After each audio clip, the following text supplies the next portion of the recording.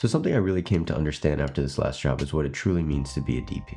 And even though I talk about this a lot on this channel, this job in particular really gave me a deeper understanding of the role, the mentality, and what it takes to be truly successful as a DP. And my hope in this video is to be able to share some of those experiences, some of the lessons I've learned, not only for myself to sort of reflect on, but for you as well. All right, so I just wrapped on a dream job, a tourism commercial in Mexico, 10 days, 6-day shooting with some travel days, a scout, and an off day in between. And frankly, it can't get much better than that. A dream job for sure. And not in the sense that this is the perfect job. Not in the sense that a dream job is it has everything lined up and not one hiccup, not one problem. No, but in the sense that I was able to be present in the moment and recognize how grateful I was to be there shooting in Mexico with an amazing team, amazing crew, amazing cast, just fantastic environment, being the DP, getting paid to be able to travel and work, and just all of those things encompass the idea of that, like, I am living my dream moment. And I hope that one day for you guys that are listening, whatever your dream is, whatever your dream job, whatever you envision for your sort of moment where you could sit back and reflect and be like, wow, I'm doing that thing. I hope that comes soon for you, and I hope that you continue to work hard to be able to accomplish that goal. Because when you feel that moment, you feel the presence of gratefulness and just all your hard work is starting to pay off. It truly is amazing. And I really hope that one day you are all able to experience that. First topic I want to talk about is your voice matters. When you're on a project with heavy logistics, a tough schedule, a lot of crew, big equipment, and a creative that is definitely ambitious, it's very important that you trust your voice. When I say trust your voice and, believe in yourself and have confidence, I don't necessarily mean that you need to have all the answers. In fact, one of the strongest things that you could do as a DP and as a leader is admit when you don't have all those answers instead of faking it and trying to prove that you know what you're doing and you need to have all the answers. The best thing to do is admit when you don't and be able to seek guidance and advice from those that might have better answers and better solutions than you. On this project, we had a very technical shot that required a lot of planning, a lot of prep, and a lot of precision. And by myself, I was only able to kind of provide a solution for a small part of how we were able to accomplish this. I reached out to DPs, grips, and gaffers, VFX artists, other directors, motion control operators. I reached out to all the people that I thought could be able to provide maybe a little bit of a solution here, a little bit of a solution there, to be able to kind of take all that advice and make the best possible decision for this project within the limitations, the budget, and the creative that we were able to do. And honestly, I think that's a great piece of advice that hopefully you can take away from this is don't always feel that you need to have the answers. And I know I said this before, but seek guidance. There were so many times where I was asking other people for their advice and they gave me solutions that I didn't even think of. Don't fake it, seek guidance, learn from others, and that is true leadership. Next topic I want to talk about is don't just point out the big problems, provide solutions. In prep, it's very easy to point out red flags, especially if you're a DP that has experience on other sets. You could point out things that maybe have gone wrong on other sets that you are noticing on this one. Some kind of commonalities you can point out, some red flags that you can point out to production and be like, okay, this has happened to me in the past, this has happened in production in the past and it hasn't worked out. This is kind of some things that I want to point out as red flags, things that we can maybe solve. And I think that's really important as a DP is to be able to point out things that you notice that can hinder the production in pre so that you're able to actually have a very smooth production. But the key ingredient here is noticing when it's too much and also noticing if you are not providing solutions to back up those problems that you were pointing out. If you have experienced those things, those red flags that have gone wrong, what were some of the things that remedied those problems that created the solution? How can you implement some of those solutions in this project? So it's really great to point out those red flags to be able to get to production in the best place possible for shoot day. But it only happens when you point out those problems and provide solutions or possible solutions that then production could take into consideration for their own decision making. One of the most important things in prep for me as a DP is the schedule. Whether you're working with an AD that's creating the schedule or you are taking the responsibility of creating the schedule yourself, which sometimes is the case, especially if there is no AD and no one is really creating the schedule that might have the expertise of understanding setup times, wrap times, shooting times. It might be your role to set up the schedule. And even though that's not in your job description, sometimes you might have to go above and beyond to be able to create the best possible schedule for your crew, for the talent, for the production. And sometimes the DP is that person. And when you're creating a schedule, or when you receive a schedule from the first AD, it's important to be truly honest about what that schedule will look like. Because a lot of the times the AD is creating the schedule based on their perceived knowledge and experience. But you as the DP have experience in setup times. You know how long things are going to take to set up. You know how long things are going to take to shoot from your perspective, not necessarily the director's perspective in terms of performance. And you know how long things are going to take to wrap out. My advice here is be honest with the schedule. If you need more time, talk to your AD about more time. If you're not sure how long a setup is going to be, talk to your crew about it. Ask them what they think their setup time is going to be. Ask them how much time they would like to have for setup and breakdown, and be able to use all this information and be able to go back and adjust the schedule. And of course, scheduling is a give and take. You're not going to be able to get everything. You're not going to be able to get the best light all the time. It's about balancing the different departments and figuring out what is the best schedule for everyone at particular points within the schedule. I always try to advocate for more time than not. My advice is just play it safe when you can.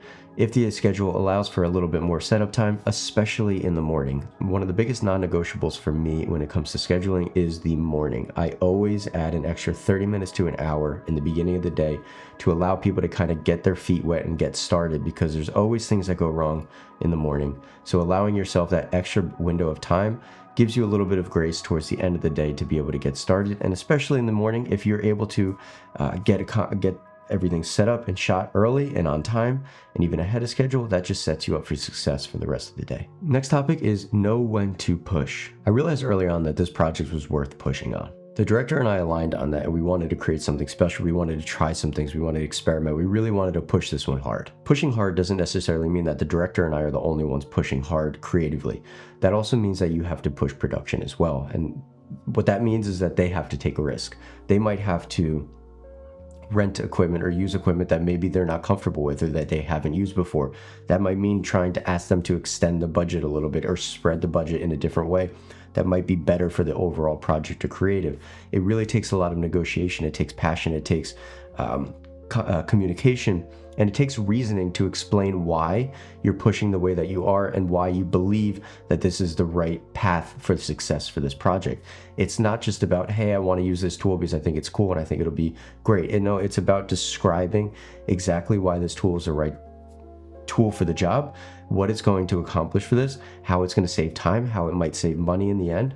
And all those different things are negotiation tools for you as a DP and the director to be able to push production and be able to help them see the risk that is involved to be able to find success and envision a better and bigger project that they originally had in their mind. During the shoot, I had a conversation with a friend who's really interested in growing themselves as a DP, and I said to them that risk is everything. Without risk, you are not going to grow. You're going to become stagnant. You are not going to experience new and exciting things as a DP if you stay the same. And along with that, it's about being a little bit afraid. If you're not afraid on set, if you're not afraid to try something, if you're not afraid of this new setup or this new thing, where is that growth? Where is that challenge?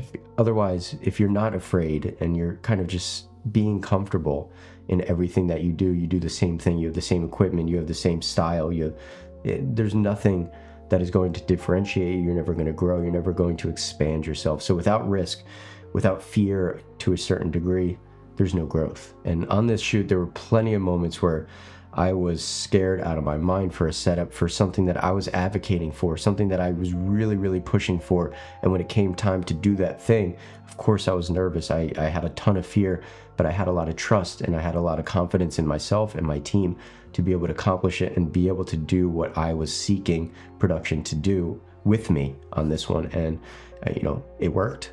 And a lot of the things that I was pushing for ended up being successful. Some things maybe didn't work too well. Some things we had to adjust and adapt. But overall, all the risks that we were taking ended up being successful on the shoot. Next topic is leadership is everything. And this is obviously a topic that is really important to me. And I don't believe in a dictator style leadership. And I want my crew to feel heard. I want them to feel valued. I want them to feel safe to share their ideas. Your role as a DP isn't just about lensing. It's not about lighting. It's not just about putting a camera in a certain place and moving a camera. It's about creating an on-set culture that is about collaboration, it's about honesty, it's about kindness. And when all of those things work in conjunction with one another, when your crew believes in the mission of the project and what we're able to accomplish, truly you're unstoppable. And shaking hands every morning with your crew, saying good morning, shaking hands at night, saying good night, thank you for your hard work today, thank you for, putting your passion, your energy into this, goes a long way. Because your crew, G&E, camera, whoever it is, even different departments, they are humans, and humans first. People want to feel seen, people want to feel valued, and people want to feel like they're a part of a team that are going towards a specific goal. Last thing is stay adaptable. When something on set doesn't feel right, change it. For example, we had a shot on a cliff. It was at golden hour, and it was supposed to be this picture perfect scene. I mean, if you look at the location, it would be like almost impossible to mess up. Like if you can't frame this and shoot this beautifully, then how are you even a DP? And it was one of those moments where I was like, how is this not working right now? And we tried to fix the lighting, but it fell flat. Something just wasn't working. Was it the art? Was it the wardrobe? Something just wasn't right. And we planned this shot. We had scouted it. We knew exactly what we wanted to do. We knew the lens. We put the dolly in the right spot, but it just wasn't working. And I just had a moment where I turned to the dolly grip. I was like, hey, just boom up like another 1.5 to 2 feet. And instantaneously we boomed up maybe a foot, 2 feet, tilted down a little bit. I looked to the director, he looked at me within a second and said, that's it, 100%. And in that moment I realized, okay, I just need to sometimes let go. I need to get out of this sort of tunnel vision bubble that my field of view is in sometimes, because I'm looking at a composition so strongly for so long. I sometimes think of what if I just change something just a little bit? What does that actually do? Could that make it better? Could it make it worse? I don't know. Let's try it. Let's experiment. And by doing that thing, it instantly changed the feeling of the shot to like, wow, this is exactly what we were missing. And I think that's so important as a DP, and having a collaboration, having a great collaboration with a director is just recognizing when something isn't working, and both of you guys being open to adapting and changing something, even if it's slightly, it might make it 10 times better. And remember, no one is going to care about the image as much as you do. So if you're not proud of it, don't settle. Try to find a way to elevate it and make it that 5-10% better. Like I said, being a DP is more than placing a camera and lighting a scene. Everything leading up to that moment where you are in that setup, lighting, placing the camera, is about building trust. It's guiding your team.